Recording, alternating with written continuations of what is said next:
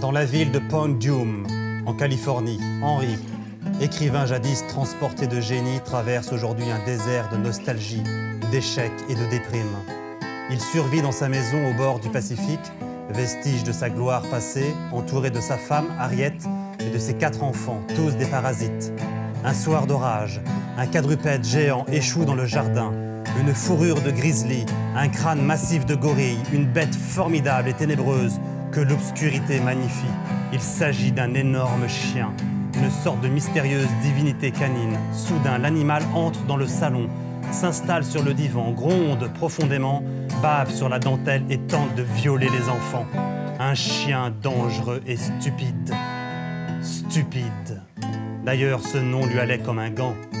Ulcérée, Harriet fait jurer à son mari de chasser ce clébard pervers. Le lendemain, Henry et son fils Jamie conduisent le chien vers la plage pour s'en débarrasser. À mesure que nous descendions la rue, le système d'alarme canin nous précédait. Un concert de chiens, petits et gros, qui protestaient contre l'intrusion d'un étranger sur leur territoire. Le grand Danois des Hammers a bondi sur sa clôture et s'est fendu de quelques aboiements asthmatiques. Mais une dernière épreuve nous attendait avant la plage. Un ennemi formidable, sauvage, à peine pensable. Il nous attendait, juste après le dernier virage. Importation directe de Berlin, monarque en titre de l'Empire canin de Point Dume. Il s'appelait Rommel, propriété d'un nommé Kunz. Ce berger allemand noir et argent s'était arrogé la fonction de garde-barrière et remuait toujours la queue à la vue d'un uniforme, mais était doté d'un instinct hors du commun pour repérer les inconnus et les vagabonds. Le roi inflexible des chiens, ein Gauleiter. Rommel s'est présenté, mon cœur s'est emballé, les yeux de Jamie se sont plissés. Le seul à ne pas être conscient de la menace imminente était stupide. Son odorat était apparemment aussi médiocre que sa vue, car il plastronnait devant Rommel sans même le voir. Rommel avançait d'un pas menaçant et furtif, la queue tendue à l'horizontale, le poil légèrement hérissé. Alors il a lâché un grondement terrifiant qui a mis fin au concert d'aboiements tout au long de la rue. Le roi avait parlé, un silence angoissé régnait. Stupide a dressé ses oreilles et ses yeux ont découvert Rommel à 30 mètres. Mais il ne s'est pas accroupi au sol comme son rival teuton, non. Il a bondi sur ses pattes et a marché vers la bataille, la tête haute, le panache de sa queue dressé au-dessus de son arrière-train, comme un drapeau. J'ai eu l'impression d'assister à un duel dans l'Ouest sauvage. Rommel a frappé le premier, il a planté ses crocs dans la gorge de Stupide. Autant mordre un matelas. Stupide s'est dressé sur ses pattes arrière, utilisant ses pattes avant pour tenir à l'écart son rival. Rommel aussi s'est dressé sur ses pattes arrière et tous deux luttaient gueule contre gueule. Mais Rommel était un adepte du combat sur 2 pattes, dans le strict respect des règles. Pas de coups bas, pas de morsure au bas-ventre, la gorge comme seule et unique cible autorisée.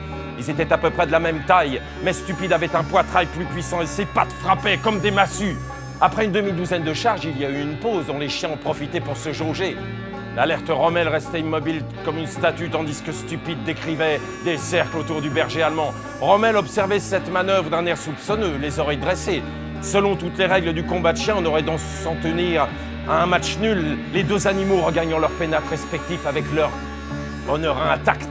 Mais pas Stupide. Vers la fin du 2e cercle, il a soudain levé ses pattes vers le dos de Rommel. Touché, un coup sans précédent, osé, humiliant. Rommel s'est figé, on eût dit que Stupide préférait batifoler. Ça a jeté Rommel, ce noble chien qui croyait au fair play, dans une confusion terrible. Alors Stupide a révélé son but incroyable. Il a dégainé son glaive orange en bondissant sur le dos de Stupide. Quelle astuce, quelle finesse, bon Dieu, quel chien! Grondant de dégoût, Rommel essayait d'échapper à cet assaut obscène. Il savait maintenant que son adversaire était un monstre pervers à l'esprit dépravé. Il se tordait dans tous les sens avec l'énergie du désespoir. Enfin libre, il s'est éloigné, la queue basse. Fini, ratiboisé, il avait jeté l'éponge. Fini, écrasé, battu, Rommel. Et il remontait l'allée des Kunz. Jamie, bon Dieu, quel chien, on le garde. Impossible, papa, tu as promis à maman. Mais c'est un formidable lutteur, il gagne sans donner le moindre coup à ses adversaires. C'est pas un lutteur, papa, c'est un violeur.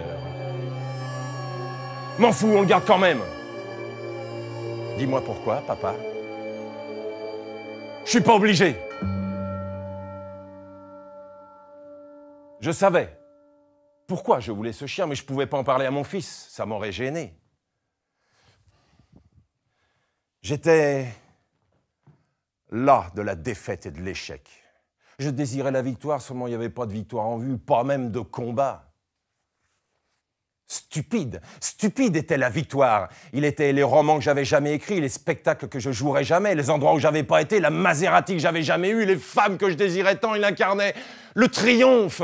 Mon rêve d'une progéniture d'esprit subtil doué pour toutes les joies de l'existence. Lui saurait penser les blessures de mon enfance, de ma jeunesse désespérée et de mon avenir compromis. Lui se battrait et gagnerait.